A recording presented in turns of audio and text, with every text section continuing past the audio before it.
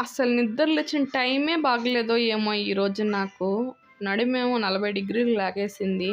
కర్మ చాలక ఒకే ఒక మాట అడిగానండి. నాకు ఈరోజు రొయ్యలు తినాలి అని ఉన్నది. అసలు అడగనే అడగను. అట్లాంటిది అడిగేశాను. ఏమైంది, ప్రేమతోనే కదా తెచ్చిపెట్టారు అనుకుంటారు. ప్రేమతోనే తెచ్చిపెట్టారు కాదనలేరు. ఒలిసిచ్చి తెచ్చిస్తే మనకు ఒలుసుకునే బాధ లేదు కదా. ఒక పాపను చూసుకోవాలి. 2 కిలోల రొయ్యలండి. అన్నీ ఇన్ని కాదు. ఈ రొయ్యలంతా ఒలిసే లోపల ఎంత టైం పడుతుంది. ఏమన్నా అడిగితే బయట పారబోసి ఒలవలేనంటే అంటారు.